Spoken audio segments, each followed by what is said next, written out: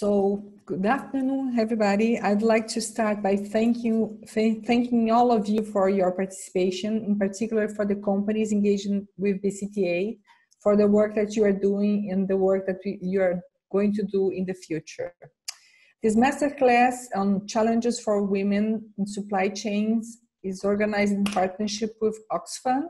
It makes part of BCTA's programmatic activities for streamlining best practices on gender equality and inclusive business.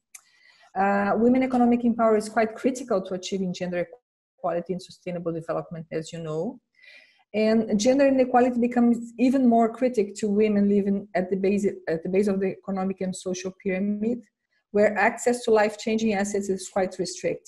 So women make up to 43% of the agricultural labor force, and they are profoundly involved in the production of food and cash crops worldwide, as well as in fishery, forestry, and livestock. So this gender gap, there is a gender gap that represents a missed opportunity to secure sustainable development for the agricultural sector, as well as improve food security and nutrition for all. So we hope to inspire initiatives to develop jobs and livelihoods opportunities for women, reforming discriminatory policies and attitudes by establishing gender-inclusive business practices where women can have equal opportunities to advance their lives. So over to you. Perfect. Thank you, Luciana. Thank you for that welcome. And thank you to everyone for joining us today for this joint webinar from Oxfam and Business Call to Action. Our topic today is gender equality with a specific focus on how this relates to low-income women. My name's Phil Walsh, and I'll be hosting today. So I'll be keeping an eye on the chat box. I'll be asking you to contribute in the chat box from time to time with some questions that are going to crop up. I'll also be asking you to contribute via polls, and there's one of those coming up quite soon. So stay close to your keyboard so you can contribute to that right at the start. We did already have a webinar this week. So on Tuesday, we had a webinar on a kind of introduction, a general guide to gender equality. So if you missed that, it was recorded and it will be hosted on the Business Call to Action website in the near future, as will this one be. So this is a recorded webinar, so be aware of that, everyone. Just a tiny bit about Oxfam. We're an organisation working in over 90 countries around the world. We work with 3,500 different organisations. They be governments, they might be civil society organisations, and of course we work with businesses. So we've got decades of experience of working in gender across operations and indeed the whole of the value chain. In order to get you in the right mindset for today's webinar, I want to introduce you to someone. So Grace is 25 years old. She works in a garment factory in Ethiopia. She has 3 children for whom she's the primary caregiver. Grace's husband, Peter, works as a seasonal worker and spends most of the year away from home, picking coffee and other crops. This provides a reasonable income for the household, but it doesn't cover all of the household's cost. In terms of the household, Peter's mother also lives with them. And Grace is required to look after all of the meals, all of the cleaning. She also looks after some of the feeding for Peter's mother, who's unwell, so she needs some help with eating and moving around. Grace lives in a settlement just outside the city, and she needs to collect water and firewood every day. In order to support their household income, Grace works 3 shifts a week at the local garment factory. Now, Grace is precisely the type of woman who we want you to be thinking of as we go through today's webinar. There's a chance that there's someone just like Grace who works in your supply chain or your value chain somewhere through your business or organisation. Now, I'd like to introduce you to our 2 presenters today. Our first presenter is Kate Cooper, who's an economist with over 10 years experience working with DFID and on private sector engagement on women's economic empowerment. She joined Oxfam last year as a private sector and gender advisor. And secondly, we have Lena Kamadou, Lena has 13 years of experience working on value chain and private sector development, and is Oxfam's global advisor on women's economic empowerment. The flow of the session that we're going to take you through is shown on this slide, and we'll come back to this slide again, and we'll kind of highlight which part we're working on as we come back to it. But just to give you an overview of the flow, we start with a kind of introduction of gender equality and why it matters. We move on to the key drivers, so what's pushing gender equality forward, and then kind of talk about, well, the absence of these drivers is what puts women or leaves women in the majority of these types of roles where the absence of these drivers exist, and why is that? And then we really move on to the business call to action, which is, okay, so why is this relevant to businesses, and what can we do about it as businesses? So it's kind of 4 stages, which hopefully will signpost nice and clearly for you, and you can see where we're going. But before all of that, it's your first interaction moment. And what I'm doing here is launching a poll for you to contribute to. So we'd like all of you to vote in this poll. It's an anonymous poll. It's a simple question of how do you rate your organization's approach to gender equality in operations and supply chains? And the 4 selected answers are, you can select that you're a superstar and you're driving forward. I can see one person has selected that, so great to have you here. You can select that you're progressive, so you know you're doing some things, but there's room for improvement.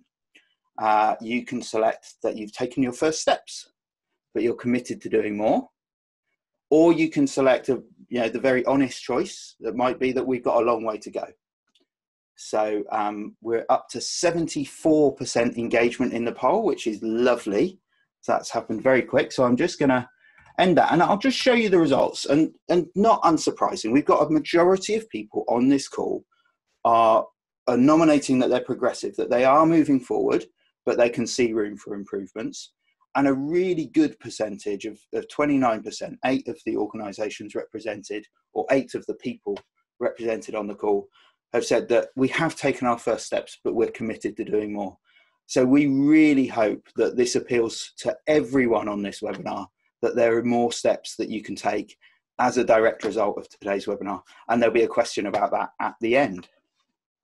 Now I'm going to hand over for the first section to Kate. Kate, over to you. That's great, Phil. Thank you.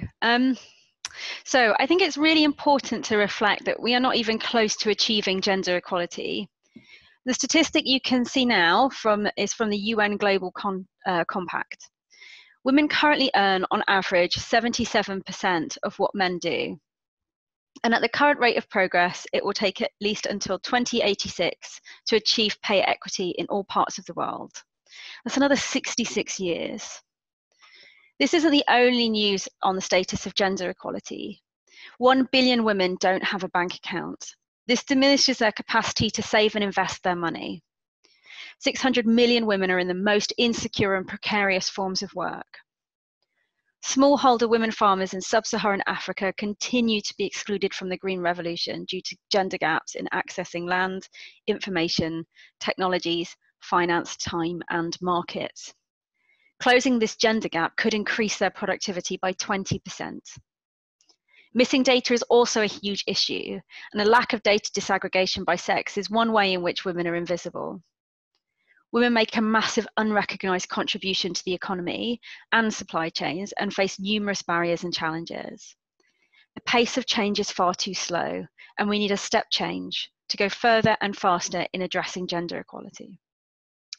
In 2015, the UN launched the Sustainable Development Goals. These are a set of 17 global goals for international development. The 5th SDG is gender equality. And the UN says gender equality is a fundamental human right. Yet despite progress, women and girls around the world do not fully experience equal rights, and their potential as economic, social, and sustainable development change agents remains untapped. Companies that focus on women's empowerment experience greater business success. Research shows investing in women and girls can lead to increases in productivity, organizational effectiveness, returns on investment, and higher consumer satisfaction. The SDG on gender equality includes targets on ending all forms of discrimination and violence against all women and girls everywhere, recognising and valuing unpaid care and domestic work. The SDG also includes target on reforms to give women equal rights, access to ownership and control over economic resources, as well as enhancing the use of enabling technologies. Women are 30 to 50% less likely than men to use the internet to increase their income, and 14% less likely to own a mobile phone than men in the world. Gender-blind innovations will fail to reach all of its customer base. There are also regulatory reasons for companies to prioritise gender equality. 189 countries have signed and ratified the Convention on the Elimination of All Forms of Discrimination Against Women, which is an international treaty adopted in 1979 by the UN General Assembly. Or there's the Modern Slavery Act, introduced by the UK government in 2015. The majority of people experiencing modern slavery are women. So the UN have developed these women's empowerment principles, which we at Oxfam use in our Behind the Barcodes campaign. These principles outline actions in operations and supply chains which facilitates women's empowerment, and it's been endorsed by over 2,700 businesses. The UN also hosted the High-Level Panel for Women's Economic Empowerment in 2016, with representatives from businesses, including IKEA and City Research, alongside representatives from government and academia. The high-level panel identified 7 drivers to women's economic empowerment. Each of these drivers are underpinned by a toolkit which contains actions to address the drivers to women's economic empowerment. I'm now going to hand over to Lena to talk to you about the high-level panel in more detail. Thanks very much, Kate. So as you can see from our agenda, we've looked at why gender equality matters, and we're now going to be looking at the drivers of women's economic opportunities. Now, as Kate mentioned, the UN High-Level Panel report on women's economic empowerment focused on 7 primary drivers, and these can be seen in the slide here. And it includes a focus on the private sector as a key actor in bringing about a change in business culture and practice. So before we start talking about these drivers, I just want us to take a step back for a minute and to ask, why does gender inequality still exist? Because we live in societies where hundreds of millions of women are working across all sectors and they're excelling at all levels. If you look at the global pandemic in the form of COVID-19, which we're currently responding to, we can see that women really on the front lines as key workers. 70% of the world's health workers are women. Women are heavily represented in the retail and the food production sectors, and actually some of the most effective national COVID-19 response policies are being put in place by women prime ministers. And yet our societies continue to systemically limit the participation and the potential of women as a result of these entrenched structural biases. So how can we reverse this situation? Well, we're going to look at a few examples of how we can drive economic opportunities from women, which come from the high-level report. So the first driver is around adverse social norms, and this really has to be a priority for everyone if we're to achieve gender equality. So social norms are unwritten rules about how to behave within a particular group or culture. And examples of damaging gender norms range from things such as stereotypes about men not crying to gender-based violence, which we're going to talk about later in the webinar. Another adverse outcome of gender social norms is occupational segregation, and this is where society decides which roles are appropriate for women and men. And as a result, we find fewer women in fields such as engineering or politics. And it's not because women can't do these jobs, but because society has imposed these limitations on them.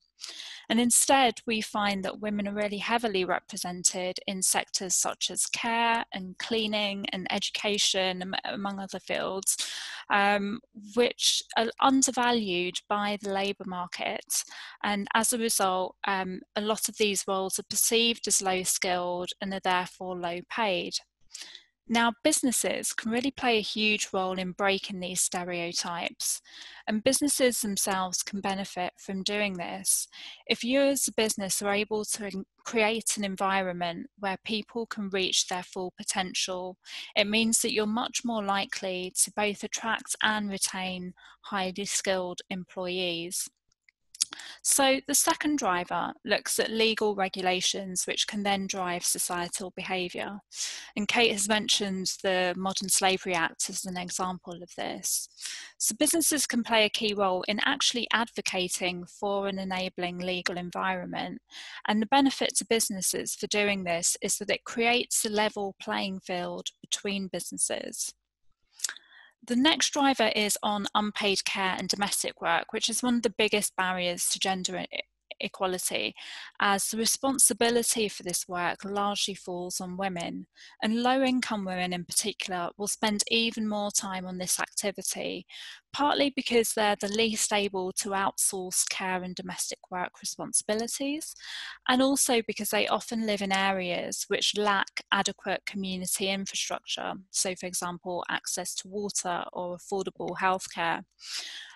Research which was actually carried out by Oxfam in Uganda, Kenya, Zimbabwe and the Philippines found that households with improved access to water sources, in households with improved access to water sources, women were actually able to reduce the time which they spent on care work and domestic work by an average of between 1 to 4 hours every day. The last driver which we're going to look at is on enhanced access to assets. And this is an area where women from poorer backgrounds are significantly disadvantaged because they're less likely to inherit or to control property or finance.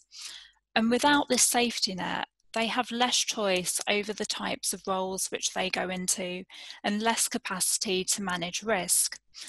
And yet there's actually growing evidence to show that owning assets can increase women's workforce participation. We looked at a study in Tanzania which showed that women with land rights were more likely to find employment outside their farms, which then enabled them to earn up to 4 times as much compared to women who didn't own land. So when these drivers are not present, what happens is that women often become locked into economic roles which lack visibility, which are underpaid and undervalued. And where multiple drivers are not present, this negative impact is compounded. And this typically results in a situation where women have very little power to shape opportunities for generating income. And it's here that we find the highest concentration of low income roles. So to achieve real gender equality in the world of work, we have to work across all of these identified drivers. Now, the business community has a vital role to play in enabling these drivers.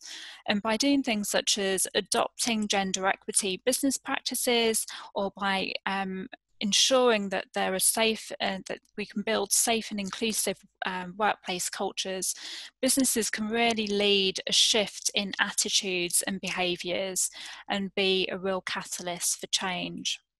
So Phil, I believe that you've got a poll for us on this issue. Yes, I've just launched a poll, Lena, thank you. So we are looking for your answer to this simple question. So which of these drivers is most relevant for your organisation and its supply chain? Now, you may think that more than one of the drivers is the most important driver. So I've made it a multiple choice question, so you can choose more than one of these options if you'd like to. But we're asking you to reach forward and select either the one that's really strong, or if you want to split your vote across a couple, then that's also encouraged. Just to get a sense from this audience, which of these 7 drivers we think are the most relevant and the most important.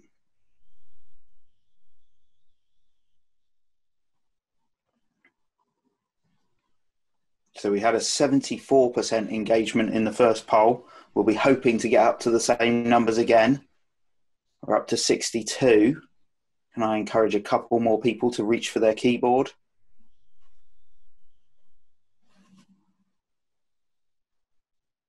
Okay, I'm happy with that. We're at 72%. Last 3 seconds if you want to put a vote in. And I'm going to share the results so everyone can see them here.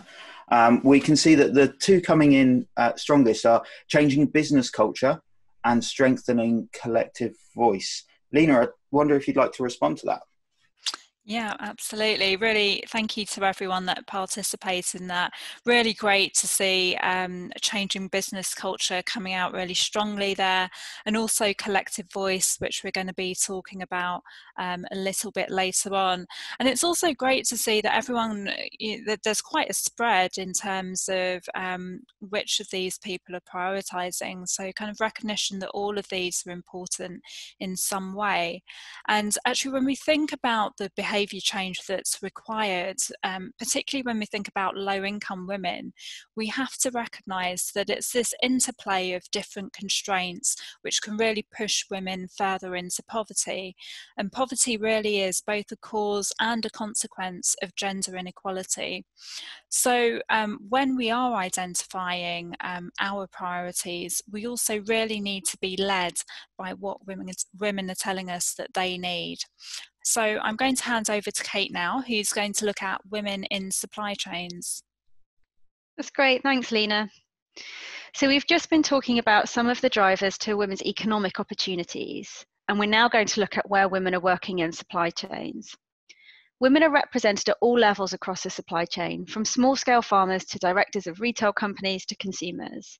They have a significant and unrecognised contribution to the economy, with data gaps and mindsets preventing them from being recognised, which deprives women of benefits and progression, and companies from thriving.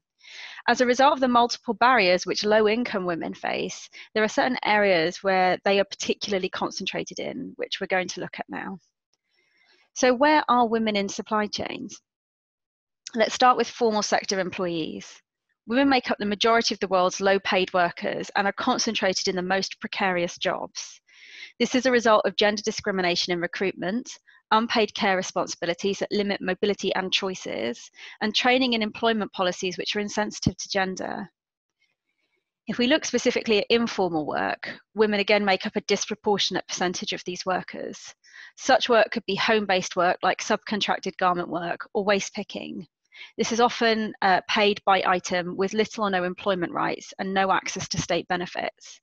In South Asia, over 80% of women in non-agricultural jobs are in the informal employment. Now let's look at the agricultural sector. The majority of recognised farmers are men. However, when unpaid family workers are included, this changes and women make up the majority. Women are denied access to land and are not recognised as having a formal role. Yet in low-income countries, women constitute 43% of the agricultural labour force. In spite of their central role in agricultural production, women have access to only a fraction of the assets, inputs, training and information required to farm productively. They are not acknowledged as farmers. Women hold only 14% of management positions in agricultural sector. Again, we see women are disproportionately occupying the lowest paid roles. Lastly, let's have a look at women-owned enterprises. 1/3 of all formal SMEs in emerging markets are owned by women.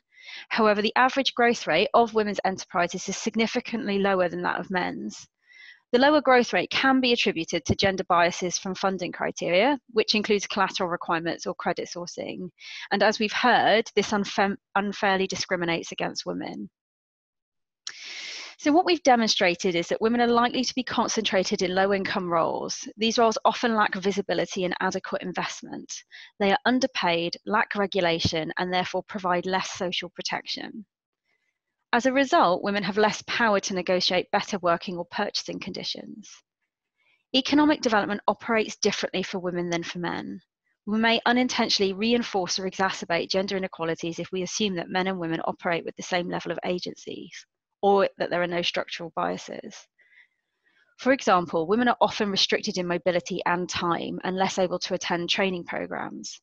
If this gendered limitation is not considered when designing training initiatives for workers or farmers, an unintended consequence may be an increased knowledge gap between men and women. There are two broad categories of needs. practical needs and strategic needs, which must be addressed for women to productively participate in and benefit from business models. The practical needs relates to women's individual and direct needs, what is needed in the current situation to make things better. These include a safe and decent work environment with stable and predictable incomes and hours, and a written contract. Strategic needs focus on things which change a woman's overall position and reduces inequalities in power and roles. This could include changing the distribution of unequal responsibilities for unpaid care and domestic work, which results in women's time poverty, or changes to restrictions on women's participation and leadership in decision-making spaces. I'm going to hand over to you, Phil, now for a quick question on this. Okay, thank you, Kate. I've popped this question into the chat box for you, so chance to lean forward and exercise your fingers during this webinar. We'd like to see you giving some answers from your point of view to the question, which is, which of these 12 elements that are on the screen now do you see as having the greatest impact for women in your operations and supply chains? So the question once again is, what from the screen do you see as having the greatest impact for women in your operations and supply chains? So thank you very much. We've got some answers coming through now. So voice and leadership, decent pay and conditions, fair prices. There are 12 options there, so it would be good to have a spread of answers and see which ones are coming up more than once. So stable written contracts and collective organising. Voice and leadership, so stable written contracts again. Redistribution of care work coming in as another idea. This is really good. Participation. Rights to land, assets, fair prices, participation and progression, collective organising and direct contracting. And direct contracting, voice and leadership. Some really good contributions coming in there. Thank you very much. And it's really interesting and really shows the range of priorities and how important context is, right? It's different for everyone because everyone has a different context. So addressing the practical needs are an important first step. However, if they're undertaken in isolation, they have little impact. So Kate, I wonder if that's something you'd like to take over. Absolutely. So yeah, I think really interesting inputs from everyone. And again, it shows the range across both practical and strategic needs. And by simultaneously addressing strategic needs, business have a potential to unlock long-term opportunities for women's enhanced involvement in the economy in a way which is mutually beneficial. So as an example, Oxfam recently worked with a company to understand women and leadership in their factories. In the factory in question, women were not applying for leadership positions, so the management assumed that they just didn't want them. When we spoke to the women as part of our research, we found that they did want to be in leadership positions, but they were worried that this would damage their standing in the community. People linked the promotion of women to sexual exploitation, and this meant women were not applying for promotions in order to protect their reputations. This example shows how the multiple barriers of sexual exploitation and negative perceptions about women's leadership are preventing women from taking advantage of existing opportunities. It's why we have to focus not just on creating opportunities, but dealing with the underlying factors which are preventing women from taking them up. We need to look at both the strategic and practical needs for women in supply chains. I'm now going to hand back over to Phil for a question before the next section. Fantastic. Okay, so this question should be quite straightforward. It's really a very open question, and it's just a curiosity question really for us. I've put it in the chat. Why are you as an organisation prioritising or working on gender? Why is this important for you? Presumably, if you've joined in with the webinar, it's something that's important to you and you're working on gender equality, but we'd like to know why you are choosing to do so.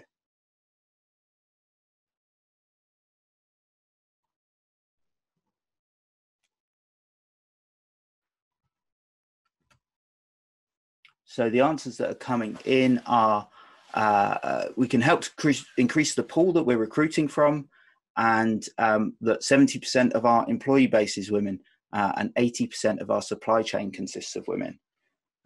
We've also got an answer that's saying that we're working on gender to promote women's economic empowerment, which is undervalued in rural areas. and because there's so much room for improvement. Those are great answers. Part of our brand identity. Yeah, and the potential is unused. Some really good answers coming through here, folks. Thank you very much for contributing.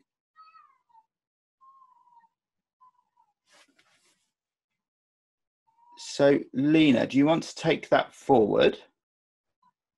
Yeah, great. Just reading through the last few answers there. Yeah, community empowerment can't happen without women's participation. Awareness needs to be raised. Some really excellent answers. Purposeful representation. Thank you for everyone who participated in that. So we've put up a few answers as well here on the slide, and a lot of these answers which we've put up resonate with what's come through in the chat box. So we can see talent acquisition there being one reason. Absolutely being able to recruit from a wider pool of people, I think was mentioned in the chat box. We also included productivity here, which I think is kind of linked to talent acquisition and then also reducing staff turnover. And actually we looked at a study from Harvard Business School which found that 80% of employees with care responsibilities said that they're less productive as a result, and 33% said that caregiving prevents them from doing their best work at all times. So by investing in care provision, that could be a way to help strengthen workplace productivity and thereby reduce staff turnover, which can then lead to improvements in revenue and performance. We also had, I think on the chat box was mentioned, it's part of brand identity. Absolutely, if you're an inclusive business, that this can then help you get a competitive edge in the market by promoting that. And just to bring some of these to life, I want to use an example, a real life example we have of a company which has really built gender equality into its business practice. And this company is ACG Fruit, and they're a global producer and exporter of fruit. And they hire women across all levels of their business, from pickers on the fruit farms all the way up into head office, where women are taking on administrative and managerial posts. Now, 50% of, or nearly 50% of ACG Fruit's seasonal workers are women, so their participation is critical to its operations. And one gender-sensitive practice which ACG Fruit has introduced has been to set up childcare facilities or creches on its farms for children under the age of 8, which means that parents, including women, can still participate in the workforce, but also bring their child to be looked after. And other practices include things like flexible work arrangements, for example, having staggered staff times, which means that head office staff, where parents are present, can continue to work in professional roles, which helps the company to retain experienced workers. And these arrangements have really helped position the company as an employer of choice in what's a competitive market for seasonal workers. So we've talked about the drivers of women's economic empowerment, and we now want to look at some of the actions which businesses can take in response to this. Now, if you were here with us on Tuesday, you may recognise this slide on unpaid care and domestic work, and the next slide. So here we're going to specifically talk about these slides in the context of low-income women. So the second women's empowerment principle is about treating women and men fairly at work, and addressing unpaid care and work responsibilities is a fundamental precursor to being able to treat men and women workers equally. Now, in all societies and economies, care is essentially provided by 4 sets of actors, which are the state, civil society, individual households, and then the market or businesses. And we know that responsibility for unpaid care isn't shared equally between these actors. It falls disproportionately on the household level, particularly poor households, and within these, predominantly on women. So if the women in your supply chains are carrying out really arduous domestic tasks, such as carrying water and fuel or walking miles to clinics and schools, it means that they're going to be exhausted by the time that their paid work starts. And here we can think back to Grace, who we talked about in our introduction. Now, by investing in infrastructure and equipment, we can really make a huge difference to freeing up the time of women like Grace. We've got an example from a mining company in Zimbabwe when it realised that women were spending so many hours every day collecting water, decided to set up water storage tanks and also donated wheelbarrows, which allowed women to free up their time. Other examples from businesses we've spoken to include innovations such as setting up clinics or donating washing machines, and some have even set up water collection points on the work site, which allows women to reduce the time which they spend on domestic work at the same time as they're engaging in paid labour. Now, the third women's empowerment principle is about ensuring health and safety and well-being of all women and men at work. And this speaks to the significance of tackling gender-based violence within businesses. The statistics on gender-based violence in the workplace really are shocking. 1/3 of garment workers have experienced some form of sexual harassment in just the last 12 months. Safety in and out of work is a priority issue for many women who are working, and businesses themselves see the impact of this on issues such as productivity, absenteeism, and staff turnover. There isn't one single cause of violence against women and girls, and it's important to consider the different levels in which gender-based violence is tolerated or normalised, from the individual level to communities and beyond. Now, when we specifically look at low-income women, they're sadly more likely to experience violence, partly because they've got less opportunity to escape violent relationships, whether that's in the home or the workplace, and also because they might be financially dependent on the people who are perpetrating the abuse. It's also really important here to highlight that different intersectional identities may increase the risk of being targeted for violence. So we know that LGBTQ+ people experience are at greater risk of violence and sexual assaults.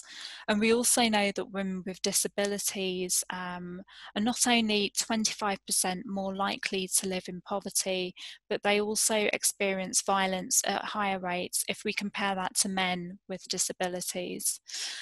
So this shows that there may be some workers within your businesses and supply chains who are going to be more vulnerable than others.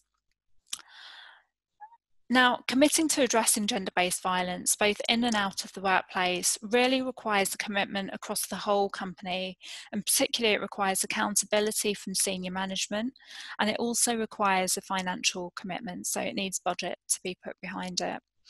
We've identified some actions which we think are really important for companies to consider in the campaign against gender-based violence when they're looking at their supply chain.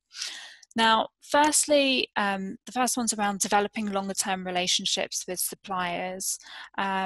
So treating them as partners, being able to have inquisitive conversations, and this is particularly important when the supplier is likely to be employing huge numbers of low-income women. Next, looking at policies and practices which we expect to find within our own workplaces and thinking about how these can be included in supplier codes of conduct. So things like grievance mechanisms and safeguarding policies. And when we're thinking about low-income women, let's think about the extra barriers which they might face.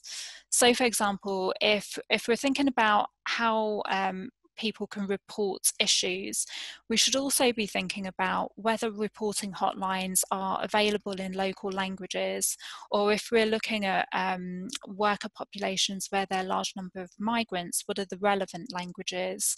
Are these services free and are they easily accessible? Have all staff members received training on how to use these procedures? And this is particularly important for middle managers, who are often best placed to notice when something's gone amiss, or they might be the first ones to actually receive complaints. Next, we suggest thinking about worker voice and representation, and I know this came forward in the chats when we asked the questions before. And here, again, particularly thinking about how marginalised groups, so minority groups, for example, might be empowered. And this is where we can really strengthen our approach by engaging with local partners, such as women's rights organisations, who might be able to act as advocates for low-income women. Next is around what we can do to be proactive. So we can conduct bespoke research, which actually allows us to be on the front foot and looking for potential hotspots. We can also do this by conducting social norms diagnostics and by consulting with different groups of stakeholders, which include civil society organisations. And these organisations may be more aware of cultural trends or may be able to represent different groups of people. Next is around being transparent, and really the most critical factor in creating safe workplaces is to be able to build an atmosphere of trust, an atmosphere that's respectful and consensual. And ways of doing this can include building safe spaces for dialogue. So, for example, making sure that there's room for collective organisation, ensuring transparency in the handling of complaints and grievances, and then also reporting back to workers once these have been resolved. And lastly, don't forget about the men. We really need to think of men as part of the holistic solution. So I'm going to hand back over to Kate. That's great. Thanks, Lena. So another key way in which businesses can support gender equality and women's empowerment is through gendered sourcing strategies. As we have said, economic interactions are often experienced by men and women in different ways. By incorporating gender into sourcing practices, businesses can play a huge role in breaking these constraints and opening up opportunities for women. Businesses also stand to benefit from engaging women suppliers, and it can have a positive impact both on the sustainability and profitability of supply chains. So you can see on your screen now that there are a number of key points to consider when developing gender sourcing strategies. Starting with assessing and understanding. We need to first understand where the gender gaps and potential hotspots are within a supply chain, as well as the opportunities to invest in women's entrepreneurship. This can be informed through impact assessments or other surveys. Comparing these findings to best practices and creating targets and action plans are key to developing gendered sourcing strategies. Other crucial considerations include good relationships with suppliers, transparency, and pre-competitive collaboration. This could be with civil society or others which complement your business's existing knowledge. These values also need to be integrated across your organization, including buyers and sourcing teams, to ensure your strategy's effectiveness. A great example of a supply chain which is empowering women is Café Femenino in Peru, which includes more than 800 women coffee producers. Empowering women is a core part of their brand identity. Café Femenino requires participating cooperatives to give their women farmers control of revenues, land ownership, and acknowledgement for their hard work. The women farmers have used the premiums that they receive to invest in community projects, including schools, clinics, and in programs which build self-esteem and human rights awareness. It's really important to note that gendered sourcing strategies don't have to be applied to your entire business in one go. You can pilot these activities on one specific supply chain to start with, and then apply the lessons to other areas. I'm going to hand over to Phil for a quick question on audits now. Perfect. Thank you, Kate. So the question's gone in the chat box. It's right there for you to see. But essentially where we've got to is we can see that gender issues are complex and really difficult to pick up through audit compliance alone. So the question is, how else are workers' voices heard in your operations and supply chains? So what are the other ways that workers' voices come through in your operations and supply chains? And we'd like your answers in the chat box as before, please. Thank you very much. A small aside while I've got a minute is that Victor asked a really good question that we're going to come to at the end of the presentation.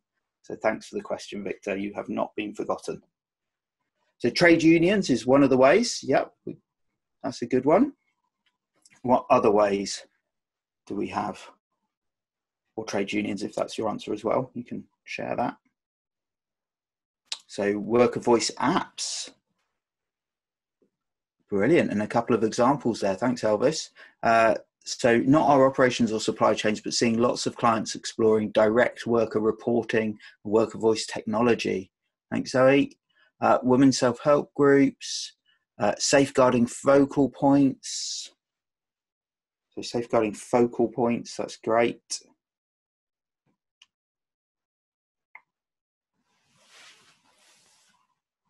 Any others coming in? Okay, I'm going to hand over to you for a comment. Thanks, Phil. So thanks for your responses. Really interesting to see the range there. We had noted some areas and some echo the points made here. So trade unions, worker committees, peer groups. These are all things that are important. And it's also important to think about what you're missing from audits or other ways that you can potentially receive insights. We need to think about how power imbalances, which are prevalent in all of these channels, works, and which channels emphasize worker and women's voice most effectively, especially when we think about low-income women. Neglecting issues of marginalized workers causes low productivity and is an infringement of human and labor rights. It's really important to take an intersectional approach. Often the women who show leadership in these spaces are the ones who are the most educated, who are on relatively higher incomes, or who maybe belong to specific ethnic groups or benefit from some other kind of privilege. There are differentiated needs of women who belong to marginalized races or ethnic backgrounds. LGBTQ+ women and women with disabilities are also not always represented in mainstream spaces. And we need to be proactive in including these women if we want to develop working environments which are truly inclusive. So what works? From our experience, people will only engage when there is trust. They need to trust that they will not be judged for speaking up, they will be listened to, and that their suggestions will be acted upon. Creating an enabling environment with this level of trust doesn't happen overnight. It requires a significant shift in working culture and an investment in building the confidence and leadership skills of women. We also need to be aware of unintended consequences. This could include harassment of women who are seen to be challenging power structures. Where possible, we need to have mitigating strategies for these unintended consequences. Working in partnership with women's rights organisations or NGOs who have experience of the local context can help here.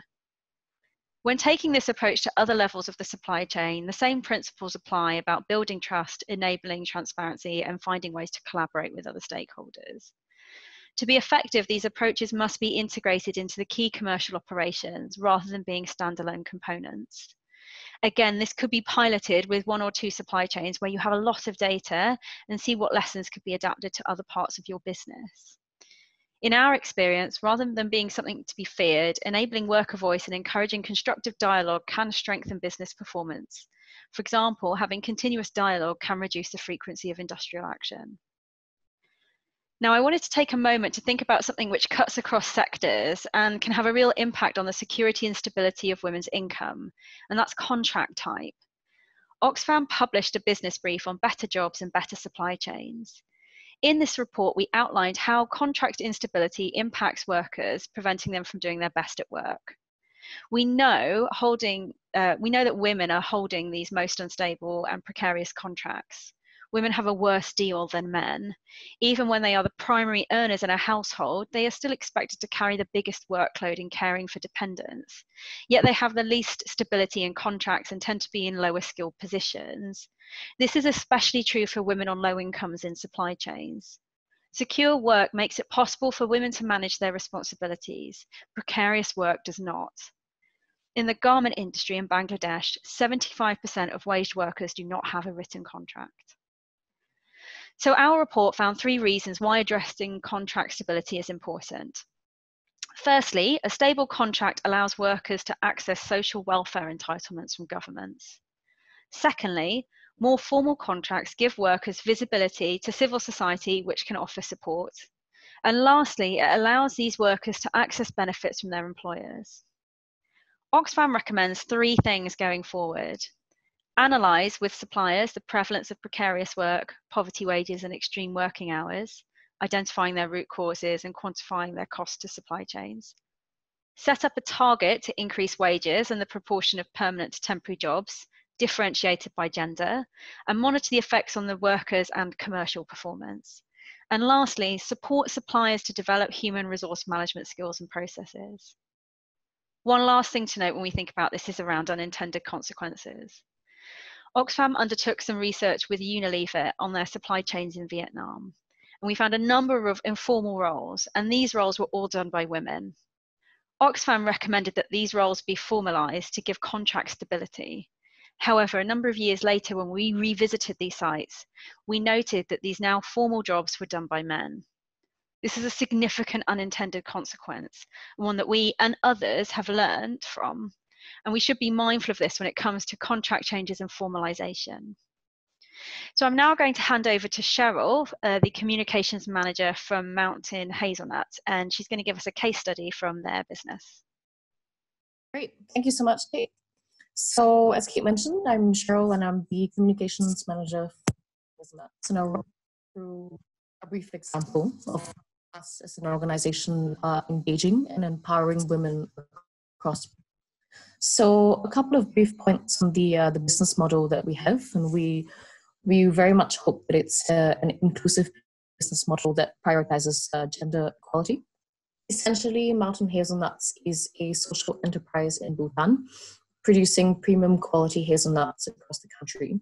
One of the main objectives of setting up business was to provide economic opportunities by providing a sustainable cash crop that women could grow. Essentially, we provide smallholder farmers with all of the inputs. That includes trees, technical assistance support, as part of a long-term partnership to support growers across the country. We purchase the harvested hazelnuts at a set price, and we process for onward export to international markets. There are a large range of environmental benefits, and also notably across the lifetime of the 10 million hazelnut trees that we plant across the country, we expect to sequester 8 million metric tons of atmospheric carbon. What we do is that we have our operational headquarters in the eastern part of the country. And traditionally, the East has been much less developed with fewer sort of income generating opportunities than the rest of the country. And many of the women that we work with, both under our direct employment as well as along the hazelnut supply chain, are all from minority groups with limited formal education opportunities. I think one of the main things that has been a priority for us is to increase the quality of work and increase the quality of life, especially for the women that we work with. The next slide basically shows an example of one of our female hazelnut growers, Rinchen Dema, who is based in eastern Bhutan in her orchard here in Lingmitang.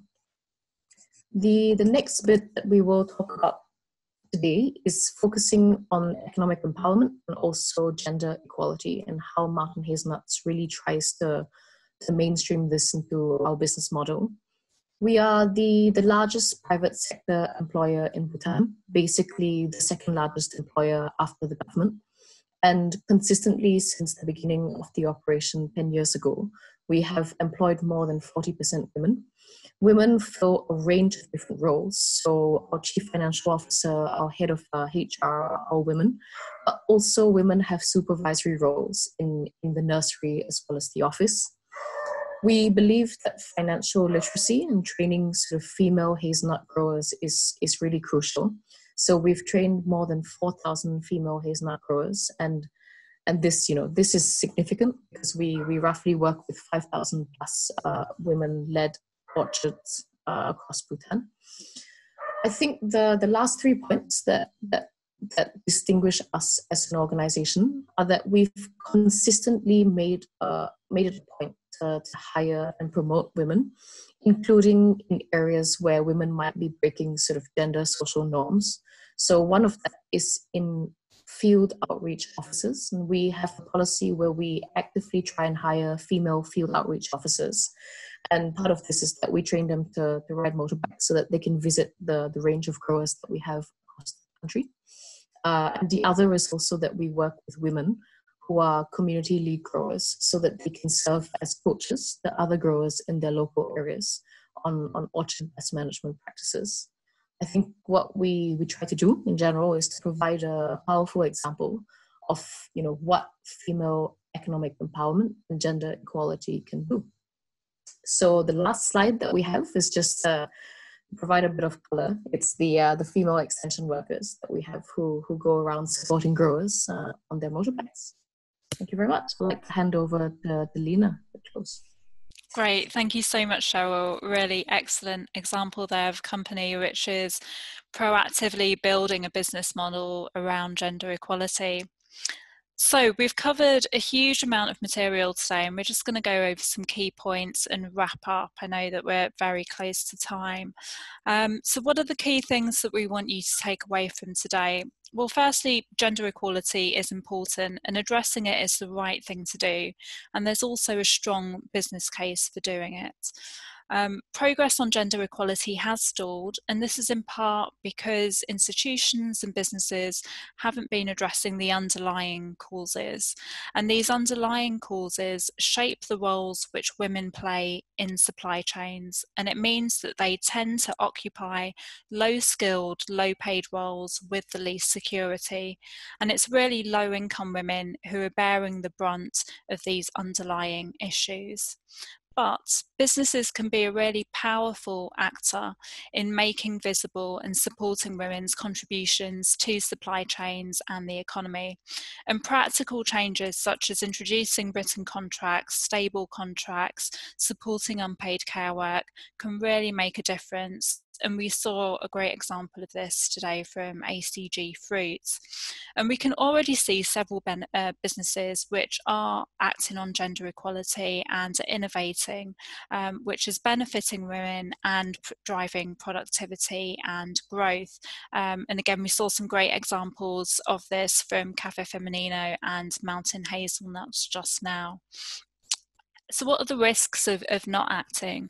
Well, the risks are that women workers and producers end up confined to low-skilled, unsafe, insecure roles, which deepens gender inequality. And this can also limit your own business. So I'm going to hand over to Phil now. He's going to conclude today's webinar. Thank you so much, Lena, and thanks to everyone who's contributed to today's webinar. Thanks to Business Call to Action for inviting us to join you in this webinar. This webinar, the recording of this webinar and the recording of Tuesday's webinar will be hosted in the near future on Business Call to Action's website. We are going to stay online now. So we're going to stop the recording. We realise that time has come and many of you might want to go, but I know that Victor's got a question. And there may be others of you that have got a question. So if you want to stay online for a live Q&A, that will be really positive. We've also provided on screen here the contact details from Luciana at Business Call to Action and Kate from Oxfam. So there's lots of information been in this presentation. And if you want to find any more information about the two organisations or about the information in the presentation, please feel free to get in touch. That brings us to the end of today's webinar. So as I say, I'm going to stop the share. We're going to stop the recording. Thank you